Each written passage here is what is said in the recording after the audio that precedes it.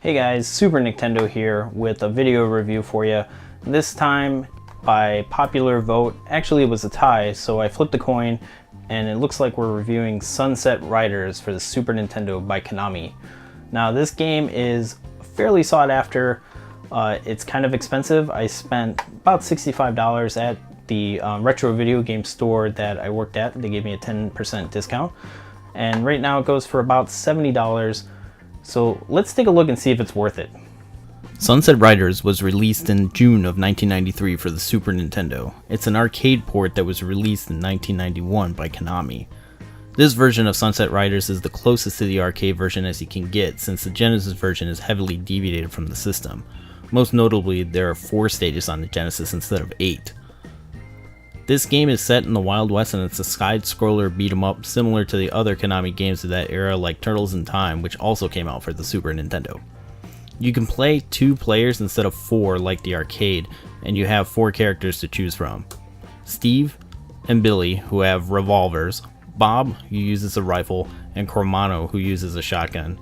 I prefer either Bob or Cormano since they have a better spread while shooting. You gain power-ups as you proceed through the game by picking up stars. Some are located in open-doored rooms, and others are dropped by sack-carrying enemies. If you get shot once, you die and you lose all your power-ups. So it's like Contra in that regard. You start where you left off, but if you get game over, then you have to start at the beginning of the last level and use a continue. Run out of continues and you need to start the game over. You can set the difficulty level and give yourself more lives to make the game last a bit longer.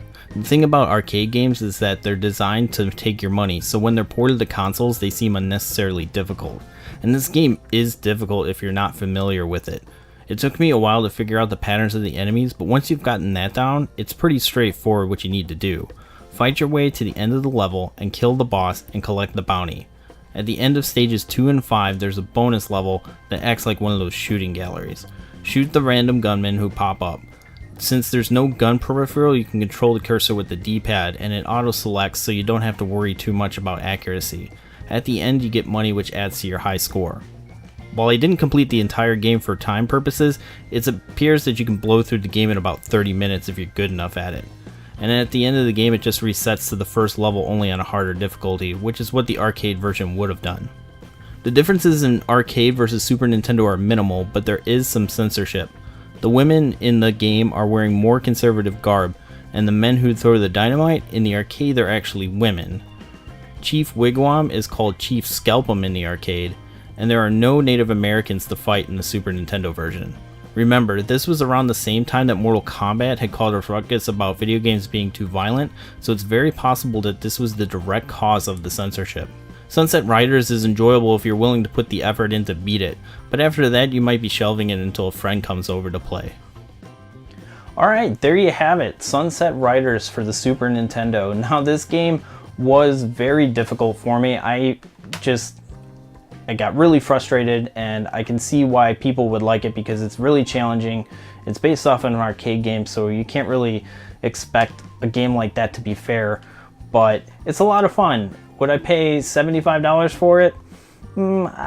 Maybe not, but I'm definitely happy with my purchase and I won't be selling it anytime soon. So of course for next week you guys get to choose what video game I get to review next. And so your choices for this week are Okami for the Wii,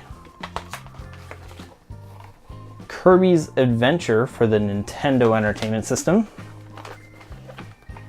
Quirk for the Game Boy, and Silent Hill for the PlayStation. So let me know what you think. Basically leave a comment down below of what game I should review next, or you can follow me on Twitter at SNICktendo. I'll have a poll going up a little bit later and it'll last a day or two so that people have enough time to vote. Thanks for watching. Don't forget to like and subscribe, and I'll see you next week.